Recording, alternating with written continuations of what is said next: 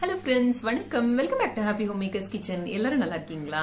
எல்லாரும் பொங்கல் செலிப்ரேஷன்ஸ் முடிச்சிருப்பீங்க. இப்போ வீட்டில் நிறைய மிச்சம் மீதி இருக்கிறது என்ன பண்றது அப்படின்னு யோசிச்சுட்டு இருப்போம் இல்லையா? இன்னைக்கு அதுக்கான டிப்ஸ் தான் நம்ம பார்க்க போறோம். ஃபர்ஸ்ட் பொங்கல் போது நமக்கு நிறைய வீட்டில் மீந்து போறது வந்து கரும்பா இருக்கும். நம்ம குழந்தைங்க சாப்பிடாம விட்டுட்டாங்க அப்படின்னா நிறைய கரும்பு மீந்து போகும். அதை வச்சுட்டு என்ன பண்றதுன்னு தெரியாம நம்ம முழிச்சுட்டு இருப்போம் இல்லையா? அதுக்கு ஒரு சிம்பிள் சொல்யூஷன் இருக்குங்க. கரும்போட தோலை நீக்கிடுங்க. நீக்கிட்டு சின்ன சின்ன பீஸா கட் பண்ணிக்கோங்க. மிக்சியில போட்டு அதை ஜூஸா அடிச்சு எடுத்துக்கோங்க. இல்ல உங்ககிட்ட ஃபுல்லா கரும்பு இருந்தது அப்படின்னா எடுத்துக்கொண்டு போய் ஜூஸ் போடுறவங்க கிட்ட கொடுத்தீங்க அப்படின்னா அவங்களே வந்து ஜூஸ் போட்டு கொடுத்துருவாங்க. ஸோ நீங்க வந்து அதுக்கு பே மட்டும் பண்ணிட்டீங்கன்னா போறோம். இல்ல நம்ம மிக்சியில போட்டு எடுக்கிறதுனால ஓகே. அந்த மாதிரி எடுத்த ஜூஸை வந்து நம்ம ஐஸ் கியூப் பண்ற ட்ரே இருக்கு பாத்தீங்களா, அதுல ஊத்தி வச்சு கரெக்டா 6 மணி நேரத்துல இருந்து 8 மணி நேரம் வச்சு எடுத்துட்டீங்க அப்படின்னா அந்த ஐஸ் கியூபா கிடைக்கும். அதை வெளியில எடுத்து ஒரு ஜிப்லாக் கவர்லயோ இல்ல ஒரு டப்பாலையோ போட்டு வச்சுக்கோங்க. இதுக்கு நிறைய யூசஸ் இருக்குங்க. ஃபர்ஸ்ட் யூஸ், நீங்க ஏதாவது ஜூஸ் பண்றப்ப அதுல சர்க்கரை சேர்க்கறதுக்கு பதில் வெல்லம் சேர்க்கறதுக்கு பதில் இந்த ஐஸ் கியூபை சேர்த்துக்கலாம். சேர்த்தா இந்த இனிப்பும் கிடைக்கும், உடம்புக்கும் ரொம்ப நல்லது அது. ரெண்டாவது யூஸ் வந்து, நீங்க ஸ்கின் கிளினிக் எல்லாம் போனீங்க அப்படின்னா ஆல்பா ஹைட்ராக்சி ஆசிட் AHA அப்படின்னு நீங்க நிறைய இந்த கிரீம்ல எல்லாம் கூட பார்க்கலாம். நிறைய இந்த இது பார்லர்ல எல்லாம் கூட நீங்க அடிக்கடி அதை கேள்விப்படுவீங்க.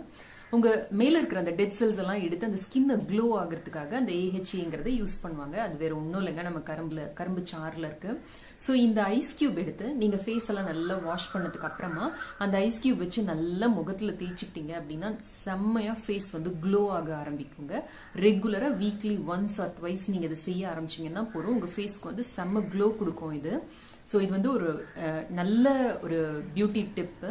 இந்த மீந்து போன அந்த கரும்பை வச்சு நம்ம இந்த மாதிரி செய்யலாம். அப்புறமா அந்த மீந்து போன கரும்பு ஜூஸை வந்து நம்ம ஸ்வீட் செய்யறப்பையும் உபயோகிச்சுக்கலாம். நம்ம ஸ்வீட் பொங்கல் பண்றப்ப இல்ல வேற ஏதாவது ஸ்வீட் அல்வா எல்லாம் பண்றப்ப கூட இந்த ஜூஸை எடுத்து நல்லா அதை குறுக்கி இதை வந்து நம்ம சர்க்கரைக்கு பதில் யூஸ் பண்ணலாம். அது வந்து உடம்புக்கு அவ்வளோ நல்லதா இருக்கும். அடுத்தது, நம்ம வீட்டில் இஞ்சி கொத்தும் மஞ்சள் கொத்தும் இருக்கும். இஞ்சி கொத்தை நீங்க வந்து ஒரு சின்ன தொட்டியில நட்டு வச்சீங்க அப்படின்னா கொஞ்ச நாள்ல உங்களுக்கு இஞ்சி செடி கிடைக்கும். அறுவடை பண்ண ஆரம்பிக்கலாம். நீங்க நிறைய இஞ்சி வருங்க நம்ம வீட்டில் தொட்டியில நட்டு வச்சோம் அப்படின்னாலே. அதே மாதிரி மஞ்சள் கொத்தும் நீங்க வந்து நட்டு வச்சீங்க அப்படின்னா அடுத்த வருஷத்துக்கு உங்களுக்கு மஞ்சளுக்கு உதவும். எப்படி ஆர்கானிக் மஞ்சள் தூள் வீட்லயே செய்யறது அப்படிங்கிறதுக்கான ரெசிபியை நீங்க இங்க பாத்தீங்கன்னா தெரியும், கிளிக் பண்ணி பாத்துக்கோங்க. அப்புறம் இந்த மஞ்சள் கொத்துல நிறைய இலைகள் இருக்கும் இல்லையா, அந்த இலையெல்லாம் எடுத்து சின்ன சின்ன பீஸா கட் பண்ணி மிக்சியில போட்டு நல்லா அரைச்சிட்டு அதை வந்து நீங்க தேய்ச்சி குளிக்கிறதுக்கு யூஸ் பண்ணலாம். நல்ல வாசனையா இருக்கும். ஆனா அந்த மஞ்சளோட அந்த எல்லோ கலர் நம்ம ஸ்கின்ல படியாம இருக்கும். காலில் வெடிப்புக்கெல்லாம் நீங்க அந்த இலையை வந்து பூசிக்கிட்டீங்க அப்படின்னா உங்களுக்கு வெடிப்பெல்லாம் வந்து நல்லா கியூர் ஆகும். ஸோ அந்த மஞ்சள் இலையும் நம்ம வேஸ்ட் பண்ண வேண்டாம். அப்புறமா நம்ம கொழுக்கட்டை பண்ணுவோம் பாத்தீங்களா, அந்த கொழுக்கட்டையை நம்ம வாழை இலையில வந்து வச்சு மடிச்சு இலை கொழுக்கட்டைன்னு பண்ணுவோம் பாத்தீங்களா, அதே மாதிரி நீங்க இந்த மஞ்சள் இலையில கொழுக்கட்டை பண்ணலாம். நல்ல மஞ்சள் வாசனையோட செம டேஸ்டா இருக்குங்க அந்த கொழுக்கட்டை.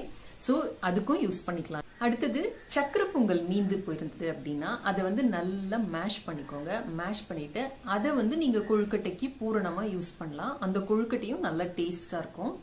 கொழுக்கட்டை எப்படி மேல் மாவு எப்படி பண்றது அப்படிங்கிறதுக்கான ரெசிபி லிங்க் நான் கொடுக்குறேன், நீங்க பாத்துக்கோங்க. கோழிக்கு உள்ள வைக்கிற பூரணமா கூட இந்த ஸ்வீட் பொங்கலை வந்து நம்ம நல்லா மேஷ் பண்ணிட்டு உள்ள வைக்கலாம். அப்புறம் அந்த சக்கரை பொங்கலோட கொஞ்சமா அரிசி மாவு கலந்து இன்னும் கொஞ்சம் துருவின தேங்காய் வெல்லம் எல்லாம் சேர்த்து பிசைஞ்சு பிடி கொழுக்கட்டை மாதிரி கூட பண்ணலாம். அதுவும் நல்லா டேஸ்டா இருக்கும். அப்புறமா வெண்பொங்கல் நிறைய மீந்துடுச்சு அப்படின்னா அதுல இருக்கிற மிளகு மாத்திரம் எடுத்து தனியா எடுத்து பொடி பண்ணி ஆட் பண்ணிட்டு நம்ம வீட்டுல குழம்பு மிச்சம் இருந்ததுன்னா அதுல போட்டு சேர்த்து குழம்பு சாதமா ட்ரை பண்ணலாம். அப்படி இல்லை அப்படின்னா கொஞ்சம் புளி தனியா கரைச்சி வச்சு கொதிக்க வச்சு அதுல காயை போட்டு வேக வச்சு கொஞ்சம் சாம்பார் தூள் போட்டு நல்லா அந்த பச்சை வாசனை போனோடனே அதை எடுத்து இந்த வெண்பொங்கல்ல கொட்டி நல்லா கிளறி கொஞ்சமா நெய் விட்டு தாளிச்சு கொட்டிட்டோம் அப்படின்னா அருமையான சாம்பார் சாதம் ரெடி ஆயிடும். அப்புறம் பூஜைக்கு நம்ம நிறைய பழங்கள் வாங்கியிருப்போம். அது வந்து சில நேரம் வந்து இப்ப சில் கிளைமேட்டா இருக்கிறதுனால குழந்தைங்க பழம் சாப்பிடல அப்படின்னு மீந்து போயிடுச்சு அப்படின்னா ஒன்றும் கவலையே பட வேண்டாம். எல்லாத்தையும் கட் பண்ணி ஒன்னா போட்டு மிக்சியில அரைச்சிக்கோங்க. அரைச்சிட்டு ஈக்குவல் அமௌண்ட் வெல்லமோ இல்லை நாட்டு சர்க்கரையோ எடுத்துக்கோங்க. எடுத்து அடுப்புல வச்சு நல்லா கிளறுங்க. நல்லா கிளறிக்கிட்டே இருந்தீங்கன்னா அது நல்லா சுண்டி வரும். அந்த நல்ல அல்வா பதத்துக்கு சுண்டி வர்றப்ப அதுல 1 or 2 drops லெமன் ஜூஸ் விட்டு கலந்துட்டீங்க அப்படின்னா நமக்கு நல்ல ஜாம் பதத்துல மிக்ஸ்டு ஃப்ரூட் ஜாம் மாதிரி ரொம்ப டேஸ்டா இருக்கும். நீங்க இந்த மிக்ஸ்டு ஃப்ரூட் ஜாமை சப்பாத்தி, இட்லி, பிரெட் அதுக்கெல்லாம் தொட்டுக்கிறதுக்கும் யூஸ் பண்ணலாம். பூர்ணமாவும் யூஸ் பண்ணிக்கலாம், கொழுக்கட்டைக்கு பூர்ணமா யூஸ் பண்ணிக்கலாம், போலிக்கு பூர்ணமாவும் யூஸ் பண்ணிக்கலாம். ஹெல்த்தியாவும் இருக்கும், நம்ம ஃப்ரூட்ஸை வந்து வேஸ்ட் பண்ணாத மாதிரியும் இருக்கும். இதுல நீங்க எந்த ஃப்ரூட்டை வேணாலும் சேர்த்துக்கலாம். நம்ம குழந்தைங்க சாப்பிடாத பழங்களை கூட இதுல வந்து சேர்த்து நம்ம உள்ள தள்ளிடலாம். பூஜையும் போது வாழைப்பழம் நிறைய மீந்து போயிடும். ரொம்ப கனிஞ்சு போயிடுச்சு அப்படின்னா நம்ம குழந்தைங்க அதை தொடக்கூட மாட்டாங்க. வாழைப்பழத்திலையும் ஒரு கொழுக்கட்டை பண்ணலாம். அது ரொம்ப ரொம்ப ஈஸி. அதுக்கான ரெசிபி லிங்க் நான் இங்க கொடுக்குறேன், பார்த்துக்கோங்க. வாழைப்பழம் நிறைய மீந்து போயிடுச்சு அப்படின்னா அந்த தோலை உரிச்சிட்டு அதை மிக்சியில் போட்டு நல்லா அடிச்சுக்கோங்க. அடிச்சிட்டிங்கன்னா நல்லா க்ரீமியாக நல்லா வரும். அதை எடுத்து ஒரு பாத்திரத்தில் போட்டு ஃப்ரிட்ஜில் வச்சுடுங்க, ஃப்ரீசரில் வச்சுடுங்க. வச்சிட்டிங்க அப்படின்னா ஒரு 6 மணி நேரம் கழிச்சு எடுத்தீங்க அப்படின்னா ஐஸ்கிரீம் மாதிரியே இருக்கும். 1 இன்க்ரீடியன்ட் ஐஸ்கிரீம். நமக்கு வந்து வெயிட் போட்டுடுமோ அப்படிங்கிற பயம் இல்லாமல் ஸ்வீட் சாப்பிட முடியும் நம்மளால. ஐஸ்கிரீம்லாம் சாப்பிட்றதுக்கு நம்ம ரொம்ப பயப்படுவோம் இல்லையா? இந்த சிங்கிள் இன்க்ரீடியன்ட் ஐஸ்கிரீம்னு நமக்கு ஸ்வீட் சாப்பிடணும்னு ஆசை வர்றப்பெல்லாம் சாப்பிடலாம். உடம்புக்கும் நல்லது, ஹெல்த்தியாகவும் இருக்கும், நமக்கு வெயிட் போடும் அப்படிங்கிற பயம் இல்லாமையும் இருக்கும். அப்புறம் இந்த பூஜைக்காக நம்ம நிறைய வெத்தலை வாங்கியிருப்போம்.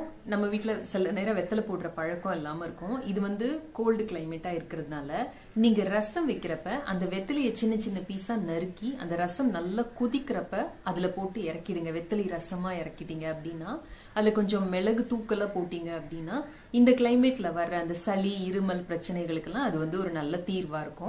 இந்த டிப்ஸ் எல்லாம் உங்களுக்கு பயனுள்ளதாக இருக்கும்னு நினைக்கிறேன். உங்களுக்கு இந்த மாதிரி ஏதாவது டிப்ஸ் தெரியும் அப்படின்னா கீழே இருக்கிற கமெண்ட் செக்ஷன்ல ஷேர் பண்ணிக்கோங்க. நம்ம எல்லாருக்குமே யூஸ்ஃபுல்லா இருக்கும். இந்த வீடியோ பிடிச்சிருந்ததுன்னா லைக் பண்ணுங்க, நம்ம சேனலுக்கு சப்ஸ்கிரைப் பண்ணி ஹாப்பி ஹோம் மேக்கர் குடும்பத்தில் ஒரு அங்கத்தினரா சேர்ந்துருங்க. இணைந்திருங்கள். ஹாப்பி ஹோம் மேக்கருடன் என்னாலும். நன்றி, வணக்கம். ஆரோக்கியமான சமையல், ஆனந்தமான வாழ்க்கை.